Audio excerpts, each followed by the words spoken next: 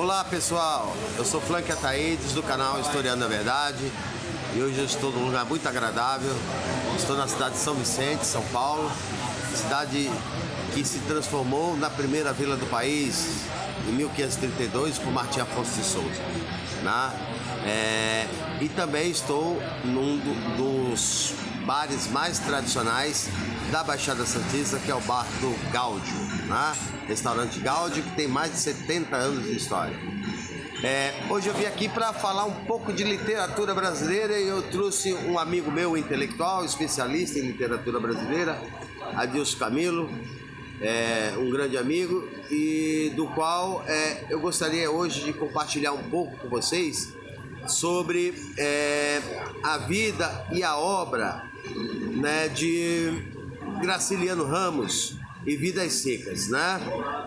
Uma obra, de certa forma, é um denuncismo, né, da miséria que existia naquele momento, da fome, da seca, né? A fome e a seca que vai criar a vila de Antônio Conselheiro, que vai criar a vingança de Lampião, né, que vai gerar o coronelismo desenfreado no Nordeste brasileiro, né, que o Nordeste, muitas vezes discriminado, é o berço da grande cultura literária brasileira. De lá saíram grandes escritores como Machado de Assis, como Jorge Amado, como Zélia Gattai, como Graciliano Ramos, e dentre outros, né? Fora se contar também que de lá saíram os grandes compositores da música popular brasileira, e aí eu faço uma exceção somente a Chico Buarque, tá? Então eu vou deixar um pouquinho o Adilson Camilo, que é especialista em literatura, para ele falar um pouco a respeito da obra de Vidas Secas, né? A miséria que é dita naquele livro, e é um dos livros mais importantes da literatura brasileira, ok? Bom, como meu amigo Frank já falou, né? Meu nome é Adilson, e ele quer que eu discorra um pouquinho sobre o livro Vidas Secas do Graciliano Ramos. Esse livro reflete muito o que aconteceu no Nordeste na década de 30, com a Grande Seca. E através de 4 personagens, principalmente 2 principais, um que é um ser humano, o Fabiano, e outro que é um animal, que é a cadela baleia, ele vai mostrar um pouquinho a vida dos retirantes, o que eles passavam naquela época, através de todas as palavras secas, palavras sem muita adjetivação. Por isso talvez é que se chama inclusive Vidas Secas, não só pelas vidas das pessoas que elas eram, mas porque também a forma como Graciliano escreveu é justamente para mostrar que o meio ambiente, a secura do sertão, a falta de água, acabava tornando a vida das pessoas mais pobres, mais secas, de pouca comunicação. O livro é narrado em terceira pessoa e conta a história, como já disse, de Fabiano, assim, a Vitória, que é a mulher dele, os 2 filhos, que não tem nome, apenas o maior e o menor, e a cadela baleia. Fabiano é um personagem muito rústico, e durante toda a sua trajetória ele praticamente é levado a trajetória de fuga dele. Ele tem que fugir não só por causa da seca, mas porque também onde ele parava para morar ou trabalhava, ele era sempre enganado, explorado pelos grandes latifundiários, os grandes coronéis da época, né, num ambiente de total autoritarismo, mostrando ali que essa secura da vida não era só a seca do sertão mesmo, mas secura do ser humano e reconhecer no outro um outro ser humano. O personagem Graciliano praticamente rumina, não fala. Apesar de ser um ser humano, ele apenas rumina pouquíssimas palavras, ele não sabe descrever o ambiente através de palavras. A personagem talvez mais rica, que mais fale com a gente e que mais tem aspectos humanos é justamente a cadela baleia, que é morta inclusive pelo Fabiano, né? Esse livro aborda muito essa questão, não só da secura, da miséria que traz, da falta de educação, da falta de água, do gado morrendo, mas também do autoritarismo. Há um personagem, principalmente, que o Fabiano tem que abaixar a cabeça, que é o Soldado Amarelo, escrito assim apenas por ele, como Soldado Amarelo. Esse soldado amarelo apenas por ser soldado exerce todo o poder sobre o Fabiano em certo momento da narrativa. Outro momento importante é quando ele trabalha em uma sociedade com o fazendeiro da época e o fazendeiro engana ele sobre as contas ao dividir, a fazer a partilha do gado, engana o Fabiano, porque o Fabiano não sabe nem ler, nem escrever, nem contar, nem fazer conta, e é enganado. E tem que sair das terras dos proprietários em busca de outro ambiente. Então essa exploração do homem pelo homem é a principal denúncia que o livro Vidas Secas faz, ok? Como meu amigo Adilson Camilo falou aí, né, eu agora estou lendo aqui um livro de David Hartley, né, que fala das contradições do capitalismo. Eu vou forçar um pouco o intelecto dele aqui e vou citar um dos grandes autores brasileiros, o qual também ele é especialista, né, que é Machado de Assis. Quem é historiador ou quem conhece a história do Brasil, se falar que não leu Machado de Assis, a sua história é superficial. Porque Machado de Assis, ele fala dos meandros internos da história do Brasil. E aí eu passo a palavra aqui para o meu amigo Adilson Camilo.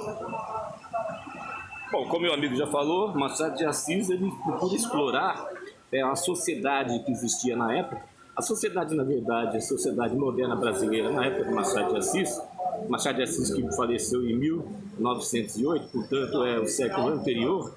Quem conheceu a obra dele sabe que ele procurava falar não só do ambiente da sociedade brasileira moderna, eram os palácios e a vida na corte do Rio de Janeiro, capital do Império naquela época, né? Só que o Machado de Assis não cita, ele não vai ficar contando como ocorrem as coisas nos salões.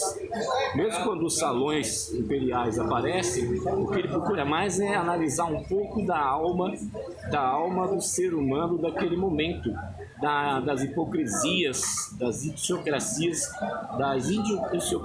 da sociedade daquela época. Ele faz uma dura crítica à forma como a sociedade se portava, ao espírito mesquinho, muitas vezes, do ser humano, a como ele se comportava, as relações entre as classes sociais. Tudo isso aparece na obra do Machado de Assis.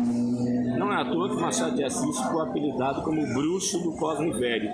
O bruxo porque ele entrava profundamente na alma das pessoas, descrevendo como que era a sociedade em si. Há um conto que chama Pai contra Mãe, por exemplo, que conta um pouquinho por baixo, adjacente à narrativa principal. A gente percebe como eram as contradições da época, como se falava, inclusive, da escravidão. Machado de Assis, que era um mulato. Ok? Certo. Olha, eu vou explorar só um pouquinho, embora ele está pedindo para encerrar aqui, né? Há pouco tempo eu fiz uma live falando sobre a Guerra de Canudos, né? A história de um dos maiores massacres da classe pobre brasileira, que eu costumo chamar de proletariado, né? Que talvez seja o princípio de uma sociedade socialista que se planta, que se produz e se reparte, né? E Canudos vai ser invadido 4 vezes, né? E somente na 4ª vez que veio o almirante, que foi o almirante da guerra, né?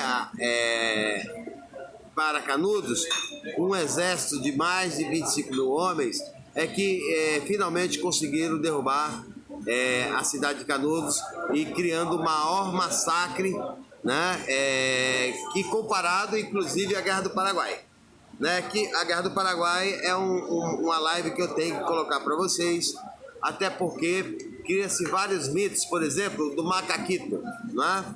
E aí a gente vai explicar em um outro momento. E eu gostaria que o Adilson falasse, por exemplo, do livro, do clássico, que é conhecido mundialmente, de Euclides da Cunha, que a primeiro momento é um jornalista do estado de São Paulo, vai acompanhar, né, acreditando ser um movimento de arruaceiros, mas vai mudar de opinião diante do massacre de gente pobre, humilde, né, despossuída e abandonada pelo Estado. Fala aí, Adilson.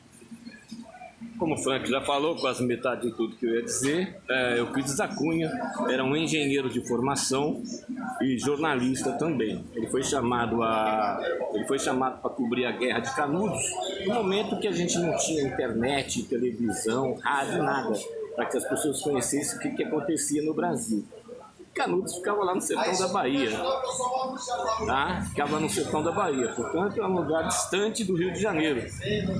Nem São Paulo era tão importante assim na época.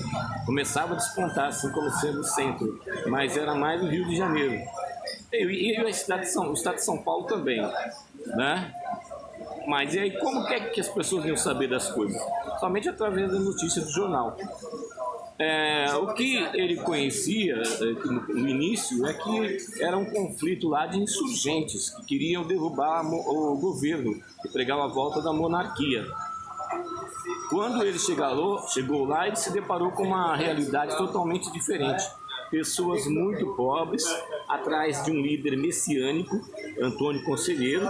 Messiânico quer dizer que seguia a religião ao pé da letra e queria criar uma comunidade somente com as pessoas pobres, tementes a Deus e que fosse independente do resto do Estado brasileiro, que não servisse ao governo, mas que eles se ajudassem e construíssem uma sociedade baseada no culto a Jesus Cristo, a Deus, e fosse uma sociedade que hoje em dia poderia ser chamada até de um certo comunismo ou socialismo, porque eles dividiam tudo, cada um tinha a sua função e trabalhavam somente pela comunidade, não para pagar impostos ao governo. Ok? Então, Euclides da Cunha foi até lá, começar a conhecer a realidade, aquelas pessoas tão pobres, tão frágeis, tão fracas, com as suas moradias que pareciam mais cavernas do que qualquer coisa, acaba derrotando o exército brasileiro de homens profissionais, fardados, treinados, e aquelas pessoas matutos, simples roceiros, acabaram derrotando o exército mais de uma vez. Então mostrava a união daquele povo e a força que eles tinham naquele conjunto, e na fé em Antônio Conselheiro, posteriormente em Jesus Cristo. É inclusive daí de Canudos que nós ficamos conhecendo o termo favela. Favela era uma espécie de erva que existia lá e as pessoas que lutaram, as pessoas do exército que lutaram lá, viam muito aquela planta. Quando voltaram ao Rio de Janeiro, esperando ser bem recompensadas pelo governo por ter lutado aquela batalha, foram mandadas, simplesmente ficaram com a mão na frente e outra atrás, foram mandar morar nos morros do Rio de Janeiro. E como eles conheciam a planta favela lá, apelidaram lá de Morro da Favela, né? Uma referência justamente ao livro Sertões do Euclides da Cunha. Então esse livro denuncia em muito, né? A primeira parte do livro é uma parte muito difícil, como eu disse, o Euclides da Cunha era engenheiro, então o linguajar dele é de um engenheiro, descrevendo a terra, o tipo de pedregulho, tudo que tinha. Quase que um geólogo. Depois tem outra parte que ele fala da luta e fala do homem. Né? Aí sim torna o conflito, começa a aparecer em si o conflito. É um livro que denuncia muito essa realidade brasileira daquela época. De um Brasil que o Brasil não conhecia. É isso aí, pessoal. Pois é, essa é a participação do meu amigo Adilson Camilo. Eu estou aqui no Bar do Gáudio, bar do meu amigo Alex, do meu amigo Ricardo, do meu amigo aqui Diogo, grande garçom. Ele tem um defeito muito ruim, ele é São Paulino, né? Ele é Bambi. Kaique tá aqui, né? Matheus tá aqui também, né? Eu tô de frente com a praia do Gonzaguinha, a 500 metros de onde o país foi colonizado, São Vicente. O Dadá, meu amigo aqui, grande Dadá. Dadá tá aqui também, né? Meu amigo. E essa é só uma gravação aqui para falar um pouco da literatura, da história do Brasil, ok, pessoal? Quem gostou, deixa o like, se inscreva no canal e estamos aí, ok? Um abraço.